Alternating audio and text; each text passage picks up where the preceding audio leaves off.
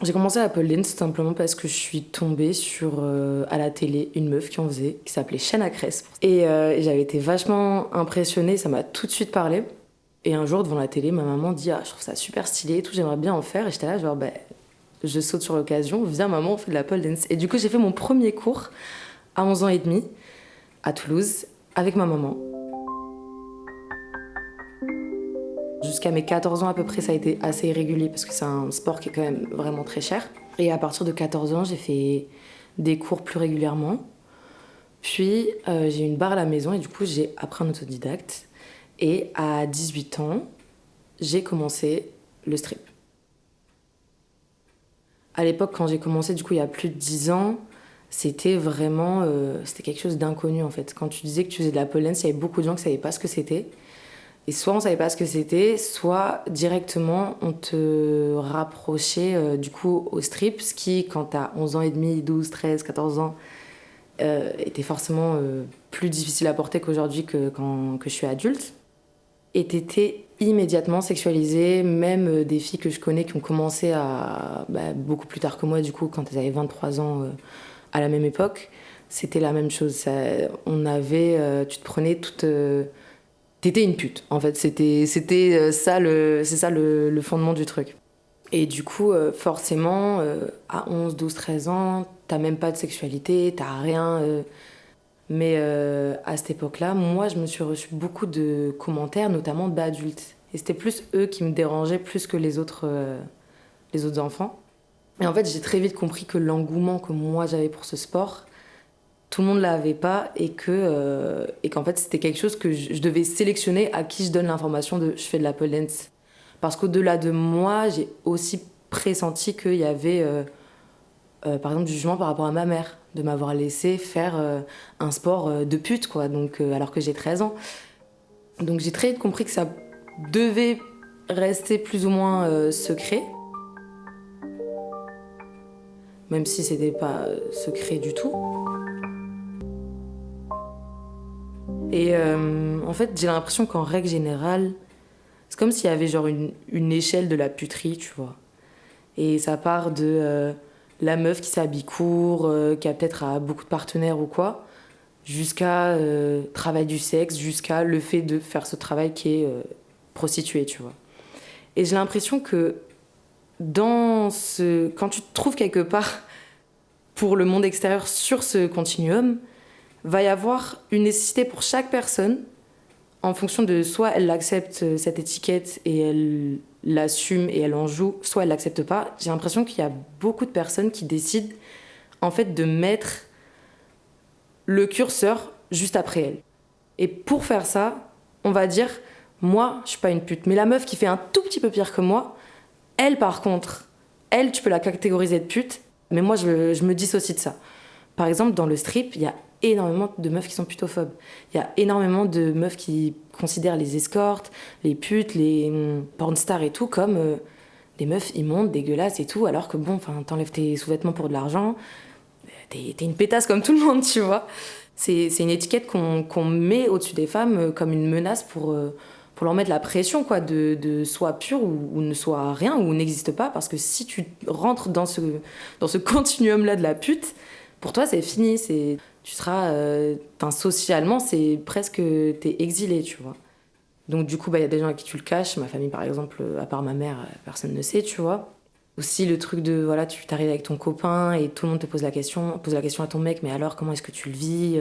C'est pas trop dur d'avoir une copine qui fait ça et tout. Et j'avais des copines pourtant très féministes et tout qui s'inquiétaient pour moi. Et je trouvais que c'était un peu. Enfin, moi, sur le moment, je l'avais vraiment mal pris parce que je trouvais que c'était un peu m'infantiliser dans un truc que je suis complètement consciente de ce que je fais, tu vois. Rien que le fait que je fasse de la pole dance, par exemple, parce que ça, c'est le seul truc que je peux assumer vraiment dans tous les systèmes où je vais. Voilà, ma belle famille, par exemple. Tu sais pas, Enora, ce qu'elle fait de la pole dance, ça va te plaire, toi, Jean-Michel, t'inquiète. Et il y a pas longtemps, d'ailleurs, j'ai eu une quand j'avais fait des stories pour parler de ce sujet-là, et il y avait une fille qui m'a répondu en me disant qu'elle avait une nièce qui faisait de la pole dance qui avait 11 ans, et elle est allée dans un repas de famille, et un oncle qui sort c'est bien, il faut les éduquer comme ça après elles font le ménage, elles font les putes, tu vois. et elle baise bien et je sais pas quoi. Enfin, des choses qui sont vraiment abjectes et il faut se rendre compte que les gens osent dire ça. Enfin, c'est exacerbé chez des travailleurs du sexe, mais en vrai, c'est pour toutes les femmes. Il y a vraiment ce truc de t'es la pute ou t'es la pure et t'as pas le droit d'avoir de nuances, t'as pas le droit d'avoir de polyvalence, t'as pas le droit de. En fait, si tu t'habilles de telle ou telle manière, si tu fais tel ou tel métier, tu peux pas être une athlète, tu peux pas être une artiste, tu peux pas être créative, tu peux pas être intelligente, tu peux rien être d'autre que un objet sexuel et on va constamment te réduire à ça. Parce que faire de la pole, c'est pas être stripteaseuse. On peut pas comparer un hobby à un travail, on peut pas comparer une meuf qui arrive, qui s'étire, qui monte sur une barre à une meuf qui toute la nuit travaille, doit avoir des qualités de sociabilité, des qualités de commerce, des qualités de danseuse, des qualités esthétiques. Tu vois, on ne peut pas comparer un métier qui est si complet, qui demande vraiment d'avoir beaucoup de cordes à son arc, à juste je fais un hobby, je fais de la pole dance. Je trouve pas que ça soit forcément fair de dire que si tu fais de la pole dance, c'est comme si tu faisais du strip et vice versa, tu vois. Mais par contre, bah, y a quand même un endroit où les deux mondes se joignent. Et je trouve ça dommage de créer une exclusion, que ce soit dans un sens ou dans un autre, quoi.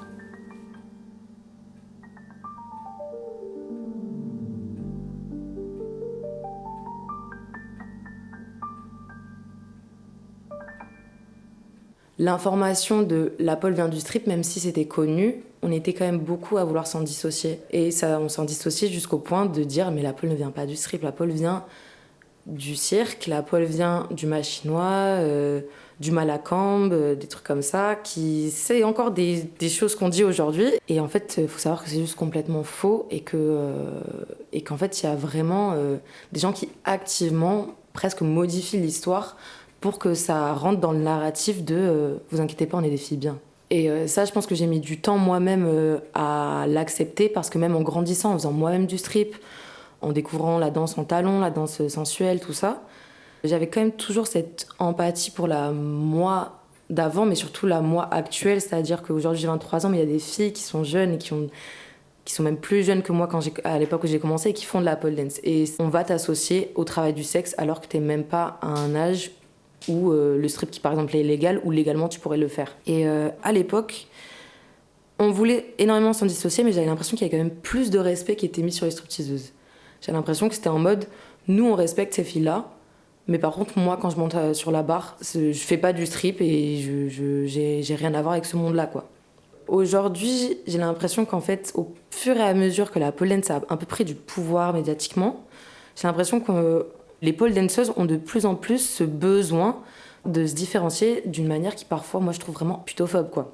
Il y a vraiment un vrai combat pour essayer de faire reconnaître les origines et de pas cracher sur les stripteaseuses. Parce que tu peux te différencier sans être dans la discrimination. À l'époque, quand tu rentrais dans un cours, t'avais vraiment ce sentiment de... En fait, on vit tellement toute la même discrimination qu'il y avait vraiment une sorte de... on s'entend toutes, ça nous lie, tu vois. Et maintenant, ça a été franchement dénaturé, je trouve.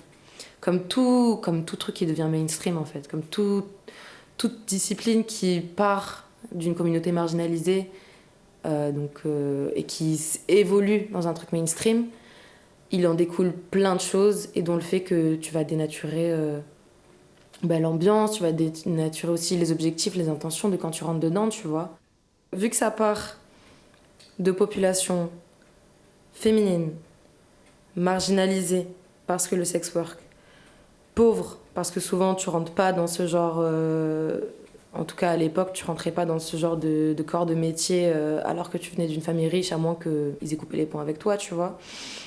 Donc féminine, pauvre, marginalisée, forcément du coup ça s'intrigue aussi avec des dynamiques raciales, des dynamiques capitalistes.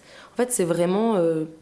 quand tu regardes, en fait, la pole dance, c'est vraiment la jonction de plein de discrimination, en fait. Et c'est un sport enfin une pratique plutôt qui naît vraiment de cette créativité-là, qui est toujours née de personnes marginalisées. Quand tu regardes les plus grands créatifs et les plus grandes avancées dans le monde artistique que nous on connaisse, ça n'est pas des bourgeois, tu vois. Ça n'est toujours de ceux qui sortent du cadre. Et c'est toujours ça qui a été, je pense, source de créativité. les personnes pauvres, les personnes racisées, les personnes qui se font du sex work et tout, ont toujours vécu ce truc-là de on vient prendre ce qui est à vous et une fois qu'on peut capitaliser dessus, on vous oublie, on vous coupe et il n'y a plus que nous qui existons. J'ai vu par exemple que la danse classique, c'était l'histoire qu'elle avait eue. Aujourd'hui, c'est vu comme un sport d'élite, vraiment de personnes très riches, blanches, qui rentrent dans des carcans de beauté hyper stricts et hyper anciens. Et en fait, de base, c'était un sport pour meufs hyper pauvres et ça se mélangeait avec le travail du sexe.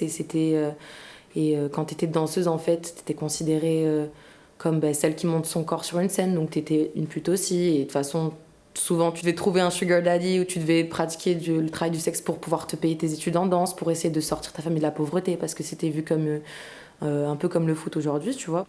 Mais du coup, c'est vrai, je pense que vraiment ça s'intrique avec le truc de la gentrification, quoi, est-ce que l'origine taboue dans laquelle ce sport aujourd'hui aussi commun s'est créé va être respecté, va être honoré? Est-ce qu'on va continuer de faire comme si ça n'existait pas? Ou est-ce qu'on va continuer de faire comme si ça n'avait jamais existé et que ça sortait du cirque, quoi?